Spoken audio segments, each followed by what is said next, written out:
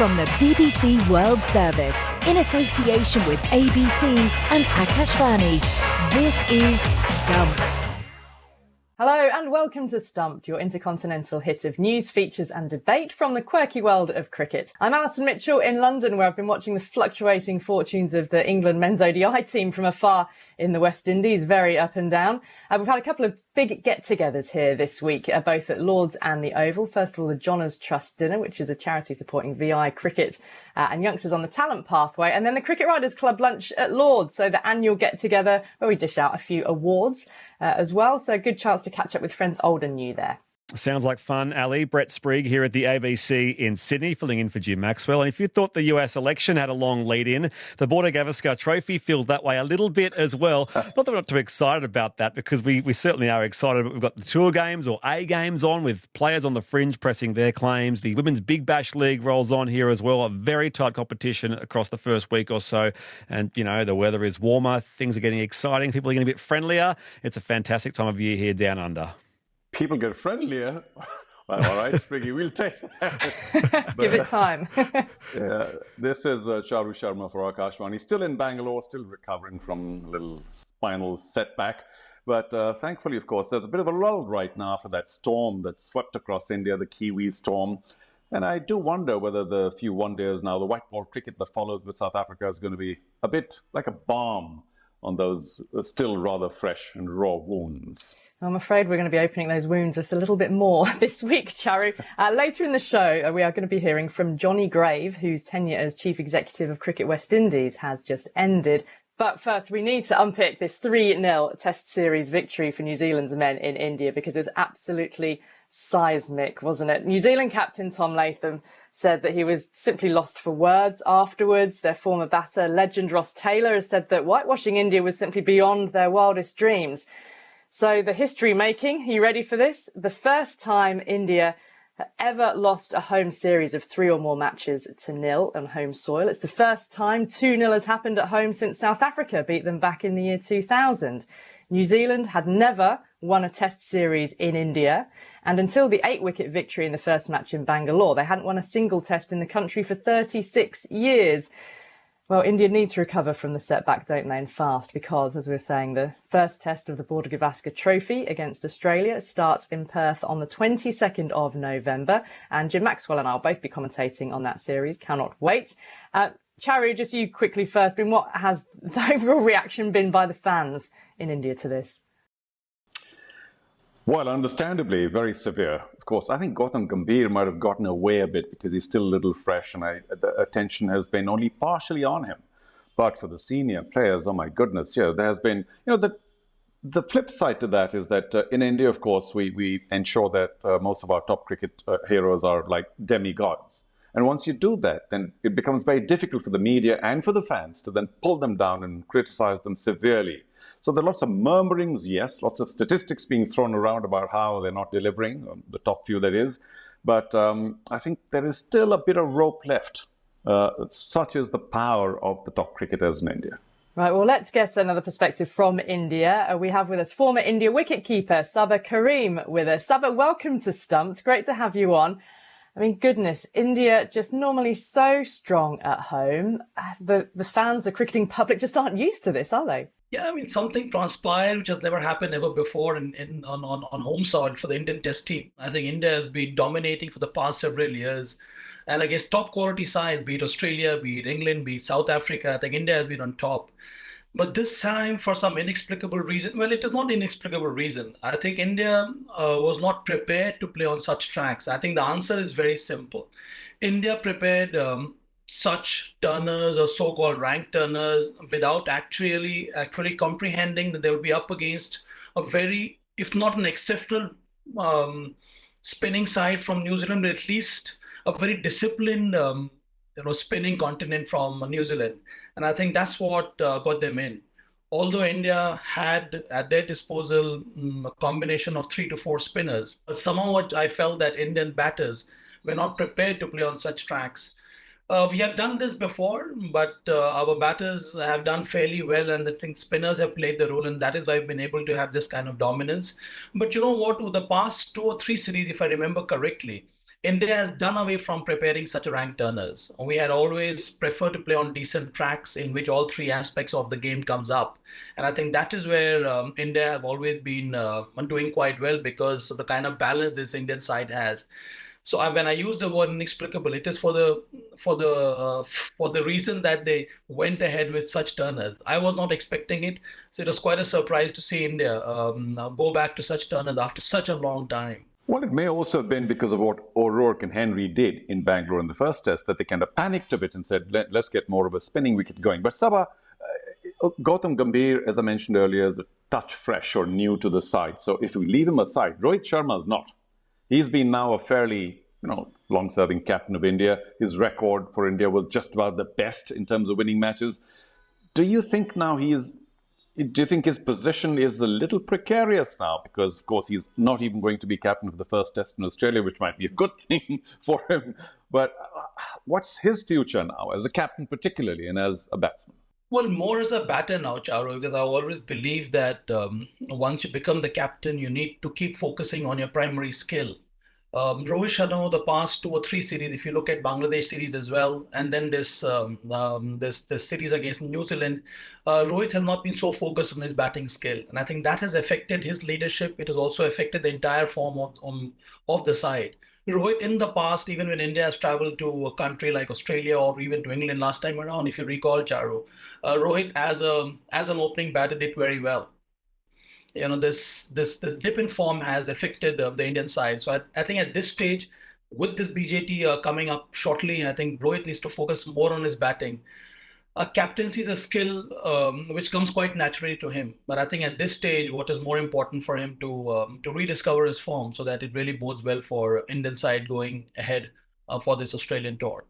Cricket's often moves in cycles, isn't it? You're dominant and strong at home, so a team then wants to confront the next frontier, which is to win away. And so, the nature of the pitch changes and then suddenly it comes back round on you.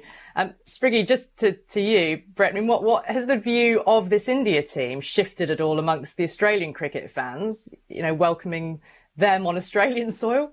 Yeah, it's bewildering, that series result. It's encouraging in some respects, for all of what we discussed. There are deficiencies in India's game, including their playing of spin. Not that that'll be a factor here in Australia, like I said, but if it feels like this is a different team than the one that came here and won the series 4 years ago, that's because it is. But the series itself, look, it occupies a billing, I think, almost on par with the Ashes. Everyone knows these are the tours that are the most commercially successful, and the added prestige of it being a 5-test series this time around. And Australian fans, it must be said, love to hate certain things about this Indian team. They love to hate Virat Kohli, even though he's not the central figure in that team so much as captain, but he's still a central figure in a lot of other ways. And he's among those names struggling for form and desperate to get back to being the world beater that he has been. The curious thing is, okay, sure, India's out of form, having been swept at home, but Australia hasn't played Test cricket since a miserly 2-test tour of New Zealand back in February, March. That was Australia's last Test match. So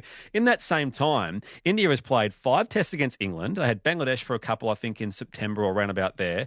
And now this hard-fought, albeit unsuccessful, 3-test series against New Zealand. So the great thing is what it represents to both sets of players as well. Because the Border-Gavaskar Trophy and the reality that India is coming off a historic loss means it's time for them to get themselves back on track. They'll be fired up.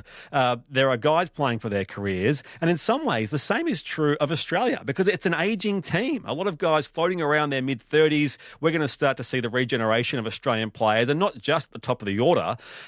So it could be a bit of a swan song for the likes of Mitchell Starc, for example, and Usman Khawaja. So it's a massive series, regardless of India's form line, and maybe even more so because of it. And Saba, in terms of the World Test Championship, this 3-0 series defeat at home to New Zealand means that India have got to beat Australia 4-0 to be certain of making the top 2 and therefore making the final. How realistic is that, do you believe? That should be quite easy, isn't it, Alison? With Brett around. No problem. Well, it's thrown the cat amongst the pigeons, hasn't it, this New Zealand result? Well, I think India should be emboldened by the performance of the past, a couple of tours. Last time around at Brisbane, we saw what happened. I think with unknown faces, India was able to trounce Australia. So I think all that will help India to have that kind of confidence that although they have been beaten quite soundly at home, they do have the require resources and the skill set to do well in Australia. It's going to be a Herculean task, but I think India needs to back themselves.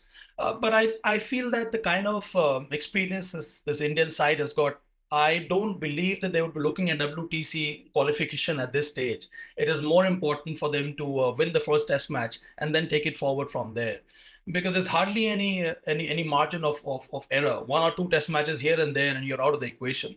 Although the variables one is not sure about, but I think at this stage India would be much better advised to focus on their own game plan leading up to the first test match. And of course, Rishabh Pant returns to Australia as well after his horrific car crash. And it's an Australian team who we don't yet know is going to be who the opening pair will be. So there's a little bit of transition going on there as well. You just never know. Saba, great to have you with us on Stumped. Thanks so much for being with us. Pleasure, Alison. Pleasure. Thank you. Thank you, guys. Thank you so much for having me around. Saba Karim, former India wicketkeeper, with us on Stumped. Next on Stumped, it has been a busy time in West Indies cricket. They co-hosted the Men's T20 World Cup earlier in the year.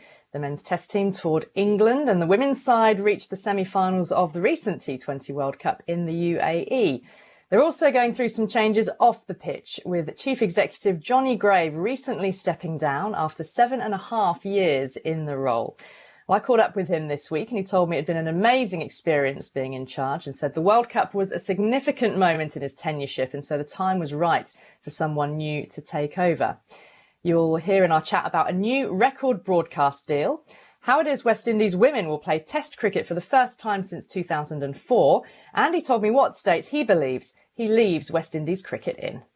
Financially, we're on a very solid footing, probably for the first time ever in our history. So on the back of COVID, which was brutal, we've been able to, not just attract England and India in 22 and 23, and just as we currently sit, having England on another white ball tour, but we've been able to monetize those significantly with support of our governments and strong media rights deals across the world and sponsorships. So that plus the World Cup sort of economic boost it gives the board as well as the region left us in a really strong financial position. So our balance sheet at the end of this financial year will have, in excess of $40 million on it, which is enough to get through 25 and 26, where we're not expecting any England and India tours or the hosting of any major ICC events. So and that means that we've got no borrowing, and we're not expected to have any borrowing over the next 3 years. So that's a very different picture to the one that I inherited, that's for sure.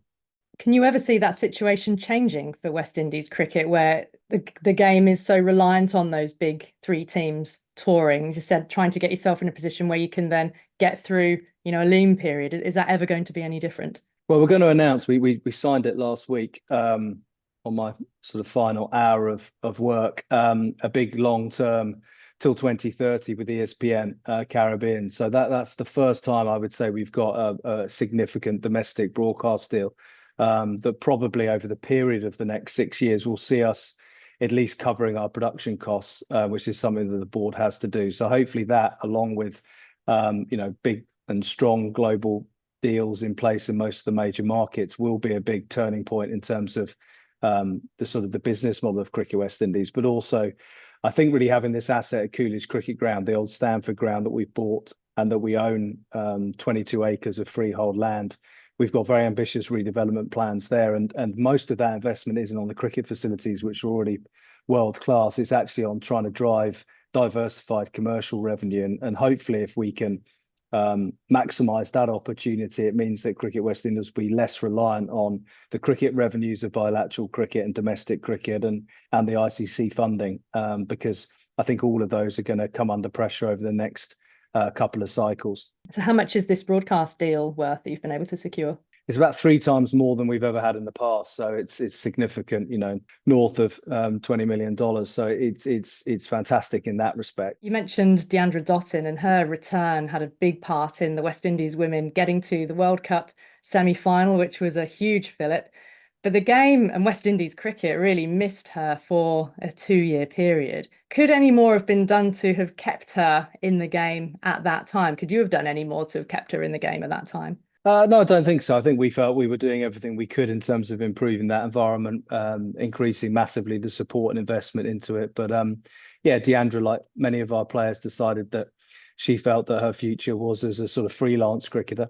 And now, like Evan and a few others, that's changed. And we've been preaching for a long time to our players that they don't have to pick and choose.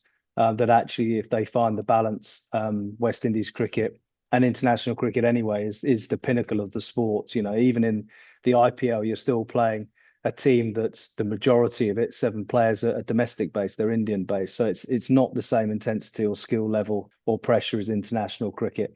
And therefore the ultimate sort of how you judge a player and their skills and abilities is really in that international stage. So we keep saying to our players that if you want to maximize your value, then play in a maroon shirt or wear a maroon cap. And then when there are times, and we have 2 contracted windows for our players, one for the men's and women's IPL and also for our men's and women's CPL, which are probably the 2 biggest earning opportunities for our players.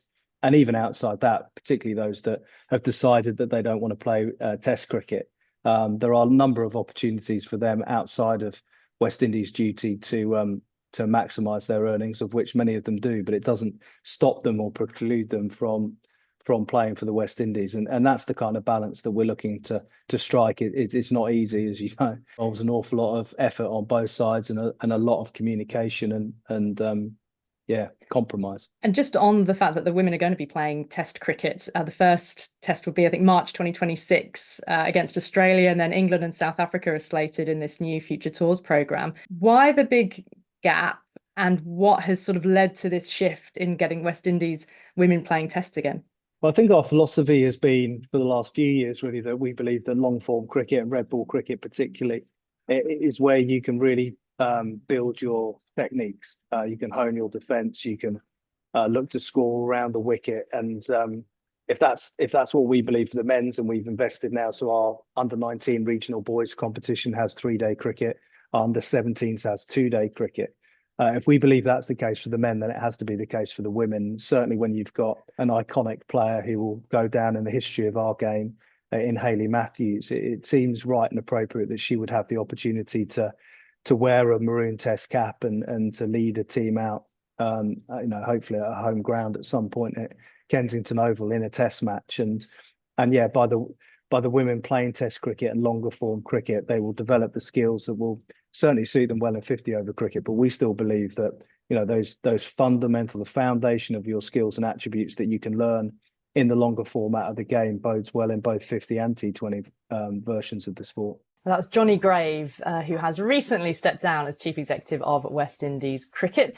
And I think 3 cheers for hearing that the West Indies women will play Test cricket again. I mean, it's just such a big ask, isn't it, for each of those nations who are playing Test, just to come up and play 1 Test match a year when there's no domestic red ball cricket. But maybe that will be a longer term ambition for these countries, and we'll see red ball comps being introduced as well, where they can actually hone their skills rather than just being thrown into it. That's all we've got time for on this week's Stumped. My thanks to Brett, Sprigg, Charu, Sharma, and to all of you for listening. See you next week. Bye bye.